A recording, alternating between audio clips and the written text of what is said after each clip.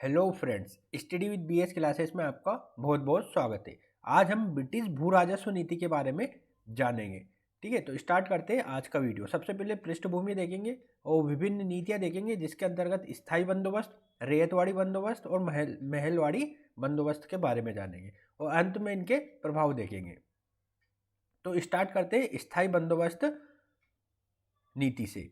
ठीक है, भारत में ब्रिटिश साम्राज्यवादी विस्तार में धन की आवश्यकता वस्तुतः विभिन्न वस्तुओं की बिक्रियों, सैन्य सामग्रियों की खरीद, अधिकारियों के वेतन भत्ते आदि के लिए धन की आवश्यकता थी। इस धन की प्राप्ति के लिए भारत में आय का सर्वप्रमुख स्रोत भू राजस्व था। अतः अंग्रेजों ने भू राजस्व प्रबंधन की विभिन्न नीतियों को लागू किया। ऊपरी स्तर पर इन नीतियों में चाहे जो अंतर दिखाई पड़ता हो, किंतु सभी नीतियों में एक ही लक्ष्य था, है ना। सभी नीतियों का एक से लक्ष्य था। क्या था वो? अधिकतम भू राजस्व की प्राप्ति करना। इन भिन्न भिन्न नीतियों के अपनाए जाने का कारण ब्रिटिश आवश्यकताएं, यूरोप में प्रचलित विचारधारा और स्थानीय परिस्थितियां थी। स्थायी बंदोबस्त का सर्वप्रथम सुझाव वारेन हेस्टिंग की कार्यकारिणी के सदस्य फ्रांसिस ने दिया था, किंतु स्थायी बंदोबस्त को ब्रिटिश गवर्नर जनरल कॉर्नवालिस ने 1793 में लागू किया। इस संदर्भ में कॉर्नवालिस को एक ब्रिटिश अधिकारी जॉन शोर का सहयोग मिला था और वो जॉन शोर के विचारों से भी सहमत था। स्थायी बंदोबस्त के उद्देश्य क्या क्या थे? देखो, सबसे पहले प्राथमिक उद्देश्य क्या होगा? भू राजस्व की अधिकतम राशि स्थायी रूप से प्राप्त करना। भारत में एक ऐसे समर्थक वर्ग का निर्माण करना जिसके हित ब्रिटिश सरकार से जुड़े हो और वो शासन सत्ता में ब्रिटिश सरकार का सहयोगी बने। प्रशासनिक कठिनाई से बचते हुए अपने आर्थिक हितों की पूर्ति करना और कृषि का विकास करना, ये इसके उद्देश्य थे स्थायी बंदोबस्त के। ठीक है, वस्तुतः कॉर्नवालिस का मानना था कि भू राजस्व की राशि स्थायी किए जाने से किसान और जमींदारों को कृषि उत्पादन बढ़ाकर लाभ प्राप्त करने की प्रेरणा मिलेगी। अब इसकी विशेषताएं क्या क्या थी? जमींदारों को भूमि का स्वामी माना गया और ब्रिटिश सरकार ने जमींदारों से लगान संबंधी समझौता किया। जमींदारों अर्थात मध्यस्थों को भूस्वामी बनाकर सरकार और जमींदार का हिस्सा निर्धारित किया गया, जिसमें भू राजस्व का 10/11वां भाग सरकार को और 1/11वां भाग जमींदार को मिलना था। भू राजस्व की राशि 1790-91 में वसूली गई 2.68 करोड़ रुपए निर्धारित की गई। इस व्यवस्था में भू राजस्व उत्पादन का हिस्सा नहीं बल्कि भूमि का किराया था। मतलब सीधा सीधा ये कहना था कि जो स्थायी बंदोबस्त में किसानों के उत्पादन से उन्हें कोई मतलब नहीं था। डायरेक्ट वो ये कहते थे, हमने जमींदारों को इतनी ज़मीन दी है, अब उसका आप हमें लगान दो। आप उसमें भले साल भर खेती करो या 4 दिन खेती करो या कितने दिन खेती करो, स्थायी कर दिया था कि आपको इतना लगान तो देना ही है। अब चौथा क्या था? भूमि को खरीद बिक्री योग्य बना दिया और भूमि पर से किसानों के परंपरागत अधिकार समाप्त हो गए। अब चारागाह, जंगल, तालाब जैसी सार्वजनिक भूमि भी जमींदारों के अधिकार में रख दी गई। इस व्यवस्था के तहत 1794 में सूर्यास्त कानून लाया गया, है ना, सनसेट लॉ जैसे कहते हैं, लाया गया, जिसमें कहा गया है कि एक निश्चित तिथि के सूर्यास्त से यदि सरकार को लगान नहीं दिया गया तो जमींदारों के विरुद्ध कार्रवाई कर उनकी जमींदारी नीलाम कर दी जाएगी। तो ये एक सूर्यास्त कानून लाया था। ठीक है, स्थायी बंदोबस्त कुल ब्रिटिश भारत के 19% भाग पर लागू किया गया, जिसमें बंगाल, बिहार, उड़ीसा, यूपी का बनारस डिवीजन तथा उत्तरी कर्नाटक का क्षेत्र शामिल था। अब इसके परिणाम क्या क्या हुए? सकारात्मक परिणाम देखते हैं कुछ। स्थायी बंदोबस्त से ब्रिटिश को नियमित आय होने लगी। अब बाढ़, सूखा जैसी प्राकृतिक आपदाओं जैसी राज्य की आय पर कोई दुष्प्रभाव नहीं पड़ता था, क्योंकि भू राजस्व की राशि भूमि का किराया था, है ना, ये मैं पहले भी बता चुका हूँ। एक समर्थक जमींदार वर्ग का अस्तित्व में आया, जो शासन में ब्रिटिश सरकार का सहयोगी बना। बार बार लगान निर्धारण से होने वाली प्रशासनिक कठिनाइयों से ब्रिटिश बच सके। भारतीय दृष्टि से जमींदारों का भूमि पर अधिकार होने से उनकी सामाजिक आर्थिक दशा मजबूत हुई और इसी से आगे चलकर एक नवीन मध्य वर्ग का विकास हुआ, जिसने भारतीयों के ऊपर हो रहे ब्रिटिश दमन और शोषण के स्वरूप को उजागर किया। इसके नकारात्मक प्रभाव क्या? भारतीय कृषि और किसानों पर गहरा नकारात्मक प्रभाव पड़ा। वस्तुतः इस व्यवस्था में किसानों का अत्यधिक शोषण हुआ, क्योंकि इसमें किसानों के हितों की सुरक्षा का कोई प्रावधान नहीं था, बल्कि उन्हें जमींदारों की दया पर छोड़ दिया गया था। इस व्यवस्था में उपज के 3 भागीदार सरकार, जमींदार और कृषक थे, है ना। इसमें सरकार और जमींदार की आय तो निश्चित थी, किंतु किसान अनिश्चित स्थिति में था और वो जमींदारों की इच्छा पर निर्भर करता था। स्थायी बंदोबस्त में अनुपस्थित जमींदार जमींदार प्रथा का विकास हुआ। वस्तुतः अत्यधिक लगान राशि के कारण समय पर लगान न चुकाने की वजह से जमींदार की जमींदारी नीलाम होने लगी और वो गांव से बाहर अर्थात दूरवर्ती क्षेत्रों में रहने वाले साहूकार और व्यापारियों ने उसे खरीदा और जिस पर अपने एजेंट के माध्यम से संबंधित गांव में राजस्व वसूली की गई। इस तरह बिचौलियों की एक श्रृंखला बढ़ी जिससे किसानों का शोषण बढ़ा, है ना। मतलब जो बिचौलिए हैं उनकी संख्या बढ़ती गई। कृषि का विकास नहीं हो पाया क्योंकि अत्यधिक लगान राशि के कारण किसानों के पास कृषि के विकास के लिए पूंजी नहीं थी और दूसरी तरफ बिचौलिया जमींदार को कृषि के विकास में रुचि नहीं थी। अंग्रेजों की भी कठिनाइयों का सामना करना पड़ा अंग्रेजों को भी, क्योंकि आय निश्चित और स्थायी हो जाने से अब उनकी बढ़ती आवश्यकताओं की पूर्ति नहीं हो पा रही थी। अतः उन्हें नवीन क्षेत्रों के अंतर्गत नई भूराजस्व पद्धतियों को अपनाना पड़ा। तो साथ ही जमींदारों के अत्यधिक शोषण से असंतुष्ट कृषक विद्रोह का भी सामना करना पड़ा। इस दृष्टि से स्थायी बंदोबस्त को बुद्धिमत्तापूर्ण कदम नहीं माना जा सकता है। निष्कर्ष क्या लिख सकते?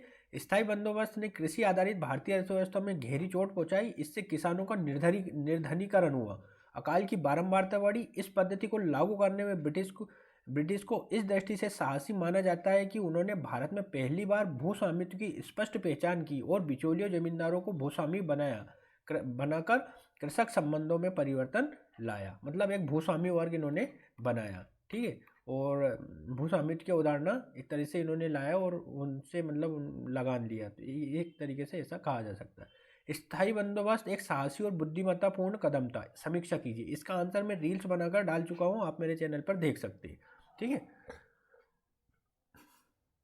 आप भी लिखकर प्रयास कर सकते हैं इसका। अब हम आते हैं रैयतवाड़ी बंदोबस्त पे। इसके उत्तरदायी कारण क्या क्या थे? ब्रिटिश आवश्यकताएं, स्थानीय परिस्थितियां और यूरोपीय विचारधारा, विशेषताएं और इसका प्रभाव हम जानेंगे। तो उत्तरदायी परिस्थितियों के बारे में पता करते हैं। रैयतवाड़ी बंदोबस्त लागू करने के पीछे ब्रिटिश आवश्यकताएं, स्थानीय परिस्थितियां, यूरोपीय विचारधारा की भूमिका थी। वस्तुतः स्थानीय बंदोबस्त में भू राजस्व की राशि निश्चित कर दी गई थी जिससे ब्रिटिश की बढ़ती आवश्यकताओं की पूर्ति नहीं हो रही थी। अतः ऐसी पद्धति की आवश्यकता थी जिसमें समय समय पर भू राजस्व का पुनर्निर्धारण किया जा सके। इसी क्रम में रैयतवाड़ी व्यवस्था लागू की गई। भारत के दक्षिणी क्षेत्र और पश्चिमी क्षेत्र में ब्रिटिश शासन की स्थापना के साथ ही भू राजस्व प्रबंधन करने की समस्या सामने आई। इन क्षेत्रों में बंगाल के समान कोई स्पष्ट जमींदारी वर्ग मौजूद नहीं था और भौगोलिक संरचना भी भूमि की संरचना और उत्पादकता से भिन्नता प्रदान करती थी। अतः यहाँ किसानों को ही भूस्वामी मानते हुए उनसे लगान संबंधी समझौता किया गया। मतलब किसानों को ही भूस्वामी मान लिया। इंग्लैंडों में रिकार्डो वहाँ का प्रमुख व्यक्ति था। इंग्लैंड में रिकार्डो की लगान संबंधी विचारधारा लोकप्रिय हो रही थी। इसके तहत कहा गया कि किसानों के द्वारा जो उत्पादन होता है उसके मूल्य में से लागत मूल्य, है ना, निकाल दिया जाए तो जो अधिशेष बचता है उसे सरकार और किसानों के बीच बांटा जाना चाहिए। इस तरह सरकार और किसानों के बीच प्रत्यक्ष संबंध बनाना चाहिए, किंतु इस अधिशेष का एक बड़ा हिस्सा बिचौलिया हड़प लेते हैं। अतः बिचौलियों की समाप्ति होनी चाहिए। इससे सरकार के राजस्व में वृद्धि होती है और सरकार की छवि भी अच्छी होती है। इन विचारों से प्रेरित होकर कंपनी ने भारत में रैयतवाड़ी बंदोबस्त लागू किया और किसानों को भूस्वामी मानकर उनके साथ लगान संबंधी समझौता किया। मतलब किसानों को ही उन्होंने डायरेक्ट उनसे समझौता किया। और रैयत शब्द का अर्थ किसान होता है ना, किसानों से संबंधित किया। विशेषताएं क्या क्या थी?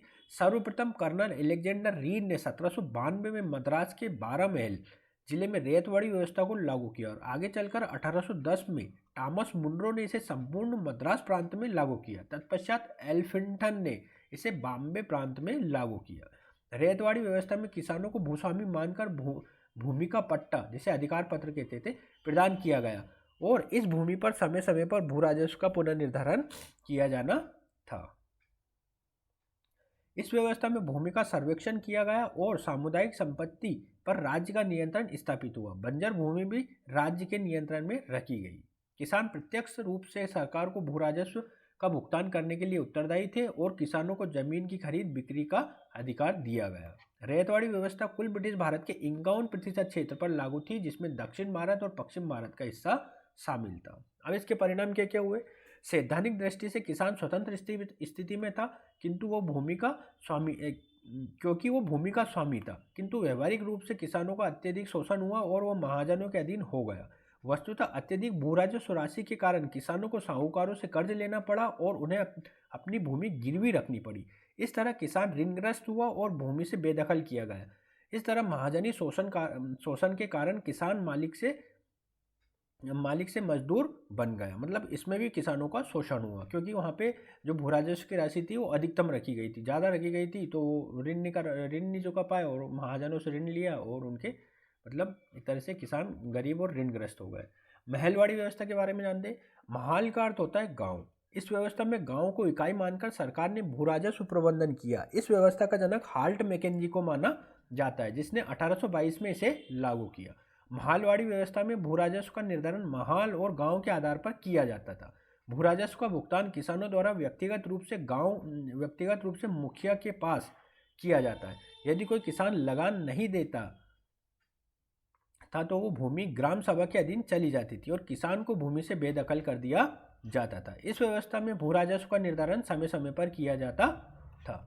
महलवाड़ी व्यवस्था संपूर्ण ब्रिटिश भारत के 30% क्षेत्र पर लागू थी, जिसमें मध्य प्रांत, संयुक्त प्रांत तथा पंजाब का क्षेत्र शामिल था। इस व्यवस्था में भी अत्यधिक भू राजस्व राशि के कारण किसानों का शोषण हुआ। यहाँ भी जमींदारी व्यवस्था के समान गांव के मुखिया के रूप में एक शोषक बिचौलिया वर्ग सामने आया, जिससे किसानों का शोषण बढ़ा। अब ब्रिटिश भू राजस्व नीतियों का परिणाम जान लेते हैं। अत्यधिक भू राजस्व राशि के कारण उत्पादक किसान वर्ग बिचौलिया जमींदारों और महाजनों के शोषण का शिकार हुआ। अतः ग्रामीण समाज का आर्थिक विभाजन गहरा हुआ, अर्थात किसानों का निर्धनीकरण हुआ और इससे कृषक संबंध अर्थात किसान जमींदार संबंध एवं किसान साहूकार संबंध तनावपूर्ण हुए। इस नीति ने भूमि को खरीद बिक्री के योग्य बना दिया, अतः ऋण लेने की प्रवृत्ति में वृद्धि हुई, मुकदमेबाजी का विकास हुआ, संयुक्त परिवार में दरार पड़ी और ग्रामीण ऋणग्रस्तता में वृद्धि हुई। अत्यधिक भू राजस्व राशि को चुकाने के लिए किसानों को नकदी फसलों की खेती के लिए बाध्य किया गया। फलतः खाद्यान्न उत्पादन कम हुआ और अकाल की बारंबारता बढ़ी। निष्कर्ष क्या लिख सकते हैं? ब्रिटिश भू राजस्व नीति का मूल उद्देश्य अधिकतम भू राजस्व प्राप्त करना था, अतः भू राजस्व प्रबंधन की जो भी पद्धतियां लागू की गई उसमें किसानों का अत्यधिक शोषण हुआ, क्योंकि भारत की बहुसंख्यक आबादी कृषक कार्य से जुड़ी थी और ये कृषक गांव में रहता था। अतः किसानों के निर्धनीकरण से भारत निर्धन हुआ। इतना ही नहीं, इस नीतियों से गांव अशांत हुए, जिसकी अभिव्यक्ति समय समय पर होने वाले किसान और जनजाति विद्रोह के रूप में सामने आई। अब हम जानेंगे कृषि का वाणिज्यीकरण, है ना। इसका अर्थ, उद्देश्य, प्रक्रिया, परिणाम देखेंगे इसका, ठीक है। कृषि का वाणिज्यीकरण क्या होता है? व्यापारिक मुनाफे को ध्यान में रखकर अंग्रेजों ने भारत में नकदी खेती पर बल दिया, जिसे कृषि का वाणिज्यीकरण कहा गया। यह ब्रिटिश कृषि नीति का एक अंग था। इसके तहत ही किसानों को परंपरागत फसलों के स्थान पर नकदी फसलों की खेती के लिए बाध्य किया गया। ब्रिटिश शासन के पहले भी भारत में नकदी फसलों की खेती की जाती थी, किंतु यह स्थानीय आवश्यकताओं से परिचालित थी। अब इसके उत्तरदायी कारण या उद्देश्य क्या क्या थे? अधिकतम भू राजस्व की प्राप्ति के लिए अंग्रेजों ने भारत में कृषि के वाणिज्यीकरण पर बल दिया। वस्तुतः किसानों को नकदी फसलों की खेती से अधिक धनराशि प्राप्त होती थी और वे भू राजस्व की अधिकतम राशि चुका पाने में सक्षम होते थे। इंग्लैंड में हो रही औद्योगिक क्रांति के कारण कच्चे माल की आवश्यकता थी, अतः इसकी पूर्ति के लिए भारत में नकदी फसलों जैसे कपास, नील, अफीम, जूट आदि की खेती पर बल दिया गया। ब्रिटिश द्वारा अपने अंतरराष्ट्रीय व्यापारिक असंतुलन को दूर कर उसे अपने पक्ष में करने के लिए भारत में कृषि के वाणिज्यीकरण पर बल दिया गया। इसी क्रम में कलकत्ता, कैंटन और लंदन का त्रिकोणीय व्यापार विकसित हुआ। वस्तुतः भारत से इंग्लैंड के लिए चाय निर्यात कर चीन से इंग्लैंड में आयात होने वाली चाय में कमी की गई। तो साथ ही इस आयात के लिए भुगतान राशि की व्यवस्था के लिए भारत में अफीम के उत्पादन पर बल देकर इसका निर्यात चीन को किया गया और बदले में एक बड़ी धनराशि अंग्रेजों को प्राप्त हुई। इंग्लैंड की खाद्यान्न आवश्यकताओं की पूर्ति के लिए भारत से खाद्यान्न के निर्यात पर भी बल दिया गया। प्रक्रिया क्या क्या थी इसकी? कृषि के वाणिज्यीकरण के तहत नकदी फसलों जैसे कपास, नील, जूट, अफीम, चाय आदि की खेती पर बल दिया गया। उत्तर पूर्वी भारत जैसे असम में चाय की खेती आरंभ की गई। इसी क्रम में 1838 में असम चाय कंपनी की स्थापना हुई। चाय बागान में मुख्यतः ब्रिटिश पूंजी लगी हुई थी और इन बागानों की खेती के लिए बंधुआ मजदूर लगाए गए। इसी तरह 1773 में वारेन हेस्टिंग ने सर्वोत्तम अफीम की खेती को कंपनी के एकाधिकार में लाया और अफीम का निर्यात चीन को किया। इंग्लैंड में ब्रिटिश सरकार ने भारत के आयात किए जाने वाले कच्चे माल और खाद्यान्न पर आयात शुल्क को बहुत कम रखा। अब इसका परिणाम मूल्यांकन देख सकते हैं हम। सकारात्मक पक्ष से देखते हैं, भारत में विभिन्न क्षेत्रों में अलगाव की स्थिति समाप्त हुई, अर्थात शहरी ग्रामीण संपर्क बढ़ा और भारतीय कृषि उत्पादन का निर्यात भारत से बाहर हुआ, बाहर भी देशों में किया जाने लगा। इस तरह भारतीय अर्थव्यवस्था विश्व अर्थव्यवस्था से जुड़ गई।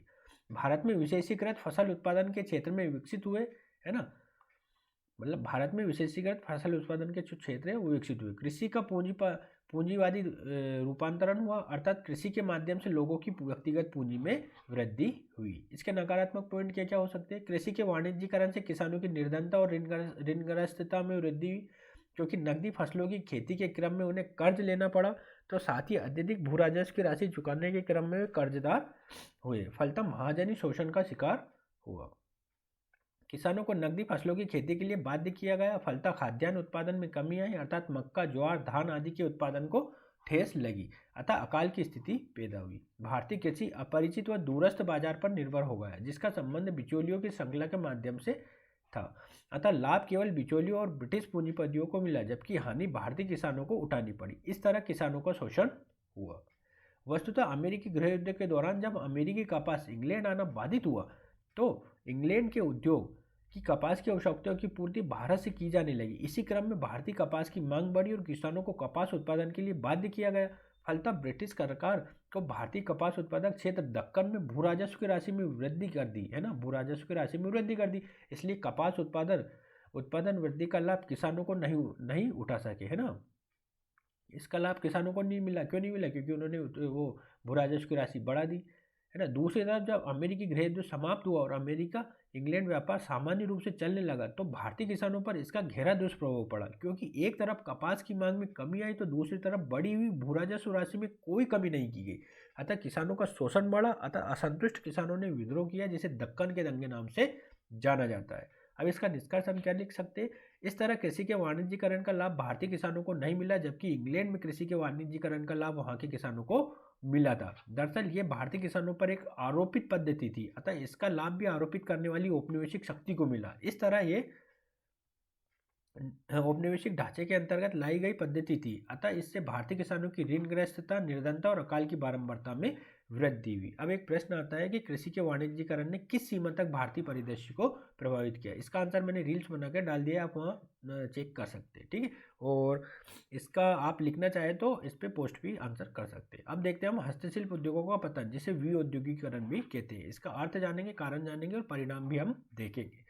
अर्थ क्या था? सर्वप्रथम दादाभाई नारोजी ने विऔद्योगिकीकरण का सिद्धांत दिया, जिसका अर्थ है भारत के परंपरागत हस्तशिल्प उद्योगों का पतन और आधुनिक उद्योगों का न लगाया जाना। वस्तुतः ब्रिटिश आर्थिक नीतियों के फलस्वरूप भारतीय अर्थव्यवस्था का रूपांतरण औपनिवेशिक अर्थव्यवस्था में हुआ। इस तरह विऔद्योगिकीकरण इस औपनिवेशिक आर्थिक नीति का एक परिणाम था। हस्तशिल्प उद्योगों के पतन के क्या क्या कारण थे? ब्रिटिश सरकार ने अपनी साम्राज्यवादी नीति के तहत अनेक भारतीय राज्यों को अपना हिस्सा बनाया और देशी राज्यों पर नियंत्रण किया। ये रियासतें और उनके शासक हस्तशिल्पों के संरक्षणकर्ता एवं खरीदार थे। अतः इन रियासतों की समाप्ति से भारतीय हस्तशिल्प का घरेलू बाजार सीमित हो गया। अब इन रियासतों में ब्रिटिश निर्मित सैन्य सामग्रियों और विभिन्न वस्तुओं की बिक्री होने लगी, अतः भारतीय हस्तशिल्पों का पतन हुआ। ब्रिटिश सरकार ने इंग्लैंड की औद्योगिक क्रांति को ध्यान में रखते हुए 1813 का अधिनियम पारित किया, जिसके तहत कंपनी का व्यापारिक एकाधिकार समाप्त कर दिया गया और भारतीय बाजार प्रत्येक ब्रिटिश के लिए खोल दिया गया। इस तरह ब्रिटिश सरकार ने इन्हें मुक्त व्यापार की नीति अपनाई। फलतः भारत में बड़ी मात्रा में ब्रिटिश निर्मित वस्तुओं का आगमन हुआ, अतः भारतीय हस्तशिल्प वस्तुएं ब्रिटिश कारखाना निर्मित वस्तुओं का मुकाबला नहीं कर सकी, इसलिए हस्तशिल्प उद्योगों का पतन हुआ। इंग्लैंड ने अपने यहाँ भारत निर्मित वस्तुओं के आयात पर उच्च शुल्क लगाया ताकि भारतीय वस्तुएं महंगी हो जाए। इस तरह भारतीय हस्तशिल्पों के हाथ में बाह्य बाजार भी निकल गए, मतलब बाहर भी नहीं भेज सकते थे। ब्रिटिश शिक्षा नीति ने भारत में एक ऐसा वर्ग तैयार किया जो रक्त और रंग में तो भारतीय हो, किंतु आचार विचार और रुचि में अंग्रेज था। इस शिक्षित मध्यम वर्ग ने ब्रिटिश वस्तुओं की खरीद को प्रोत्साहित किया, फलतः हस्तशिल्पों की मांग में कमी आई और उनका पतन हुआ। रेलवे के विकास से ब्रिटिश निर्मित वस्तुएं भारत के दूरवर्ती क्षेत्रों में भी पहुंचने लगी, फलतः भारतीय हस्तशिल्पों का बाजार सीमित हुआ। अब इसका हम परिणाम जानेंगे। सकारात्मक पॉइंट क्या हो सकता है इसका? भारतीय हस्तशिल्प उद्योगों के पतन ने सैद्धांतिक दृष्टि से भारत में आधुनिक उद्योगों के निर्माण का मार्ग प्रशस्त किया। वस्तुतः प्राग पूंजीवाद है ना, मतलब हस्तशिल्प का पतन पूंजीवादी औद्योगिक विकास के लिए महत्वपूर्ण माना जाता है, पर ऐसा बहुत कम हुआ था। आगे मैं बताऊंगा। नकारात्मक पॉइंट क्या है? भारतीय हस्तशिल्प उद्योगों का पतन तो हुआ, किंतु आधुनिक उद्योगों का विकास नहीं हुआ। अतः बड़ी संख्या में शिल्पकार बेरोजगार हुए और वे कृषि क्षेत्र में कार्य करने के लिए बाध्य हुए। अतः कृषि पर बोझ बढ़ा और कृषि पिछड़ गई। वस्तुतः कृषि पर प्रति व्यक्ति निर्भरता बढ़ी, तो दूसरी तरफ नकदी फसलों की खेती करने और अत्यधिक भू राजस्व की राशि का भुगतान करने के कारण किसानों की ऋणग्रस्तता में वृद्धि हुई। साथ ही नकदी फसलों की खेती से तथा खाद्यान्न का निर्यात करने से खाद्यान्न में की कमी हुई। अतः कृषि पर बढ़ी हुई जनसंख्या की आवश्यकता की पूर्ति नहीं हो पाई। अतः अकाल की स्थिति पैदा हुई, है ना, अकाल पड़ने लगा। परंपरागत भारतीय अर्थव्यवस्था हस्तशिल्प उद्योग और कृषि के परस्पर सहयोगात्मक संबंधों पर आधारित थी, किंतु हस्तशिल्प उद्योगों के पतन से यह संबंध टूट गया और भारत पूर्णतः एक ऐसी कृषि प्रधान देश के रूप में सामने आया जो कच्चे माल का निर्यातक और निर्मित वस्तुओं का आयातक था। फलतः भारत का व्यापारिक संतुलन प्रतिकूल हुआ और भारत का आर्थिक औद्योगिक विकास अवरुद्ध हो गया। निष्कर्ष क्या लिख सकते हैं? ब्रिटिश कृषि और औद्योगिक नीति ने भारतीय अर्थव्यवस्था के परंपरागत ढांचे का विनाश कर दिया।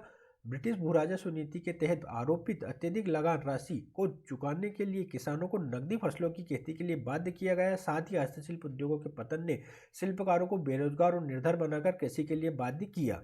फलतः ग्रामीण ऋणग्रस्तता बढ़ी और अकाल की स्थिति सामने आई। गांव में रहने वाली यह आबादी संपूर्ण भारत का प्रतिनिधित्व करती थी। अतः इस तरह हस्तशिल्प उद्योगों के पतन से भारत एक निर्धन और पिछड़े देश के रूप में सामने आया और भारतीय अर्थव्यवस्था का पिछड़ापन उसका सर्व प्रमुख अभिलक्षण बन गया। मतलब सोने की चिड़िया समाप्त हो गई यहाँ पे, है ना। भारत एक मतलब गरीब देश की श्रेणी में आने लगा। अब हम देखते हैं आधुनिक उद्योगों का सीमित विकास। इसमें सबसे पहले देखेंगे प्रथम चरण 1850 से लेकर 1914 तक। ब्रिटिश आर्थिक नीतियों के हस्तशिल्प उद्योगों का पतन तो कर दिया, किंतु आधुनिक उद्योगों के निर्माण को प्रोत्साहित नहीं किया। फिर भी 19वीं सदी के मध्य में भारत में आधुनिक उद्योगों का सीमित विकास दिखाई देता है। इस सीमित विकास को भी औपनिवेशिक शासक के संदर्भ में समझने की आवश्यकता है। इस चरण में कोयला, जूट और बागान उद्योग पर ब्रिटिश पूंजीपतियों का एकाधिकार था।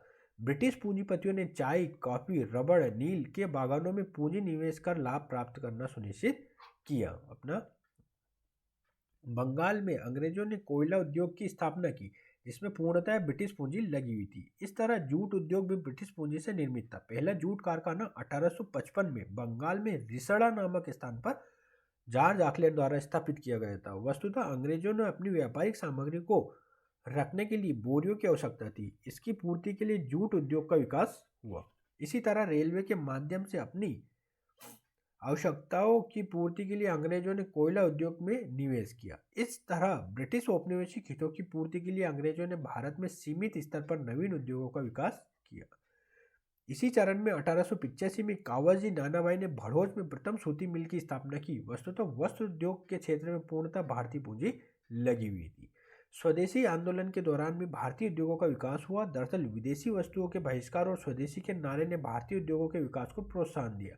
इसी क्रम में माचिस उद्योग, साबुन उद्योग, बंगाल केमिकल जैसी स्थानीय स्वदेशी इकाइयों का निर्माण हुआ।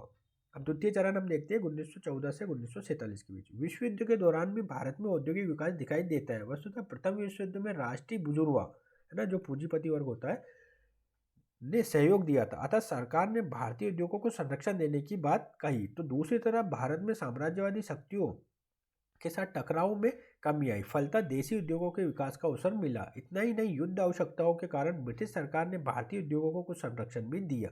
वस्तुतः प्रथम विश्व युद्ध के आरंभ होने के बाद निर्मित वस्तुओं के आयात में कमी आई, इसलिए भारतीय उद्योगों के विकास पर बल दिया गया। इसी क्रम में 1916 में थॉमस हॉलैंड के नेतृत्व में प्रथम औद्योगिक आयोग गठित हुआ, जिसमें सरकार से भारतीय उद्योगों को संरक्षण देने की बात कही गई। इसी तरह 1921 में इब्राहिम रहमतुल्लाह के नेतृत्व में एक वित्त आयोग का गठन हुआ, जिसमें सरकार से सहायता और सुरक्षा देने की बात कही गई। किंतु फिर भी ब्रिटिश सरकार ने लौह उद्योग, सीमेंट उद्योग जैसे आधारभूत उद्योगों को संरक्षण नहीं दिया।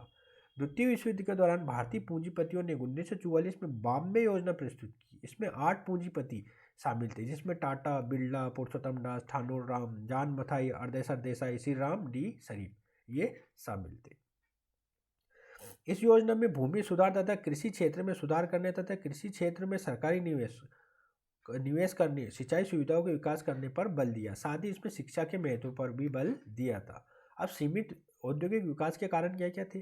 भारत में औद्योगिक विकास न होने का एक बड़ा कारण यह था कि यहाँ पूंजी का अभाव था, क्योंकि ब्रिटिश नीतियों के कारण धन की निकासी हो रही थी। भारतीय उद्योगों को सरकार का संरक्षण नहीं मिला। ब्रिटिश सरकार ने रेलवे के संदर्भ में माल भाड़ा दरें भेदभावपूर्ण रखी, इससे भारतीयों को हानि हुई। भारत में वैज्ञानिक तकनीकी शिक्षा का प्रसार नहीं था, अतः यह मशीनीकरण का आधार तैयार नहीं हुआ। वस्तुतः औद्योगिक विकास के लिए मशीनीकरण हेतु विदेशों पर भी निर्भरता बनी रही। बैंकिंग और बीमा क्षेत्र पर ब्रिटिश का नियंत्रण था, जिससे भारतीय उद्योगों को सहयोग नहीं दिया, अर्थात ऋण और ब्याज की दरें अत्यंत कठोर थी। इस सीमित औद्योगिक विकास की एक सीमा यह रही कि भारतीय उद्योग कुछ ही क्षेत्रों में और कुछ ही व्यक्तियों के हाथ में केंद्रित रहा, फलतः क्षेत्रीय असंतुलन बढ़ा। ठीक है, अब हम रेलवे के बारे में कल जानेंगे। ठीक है।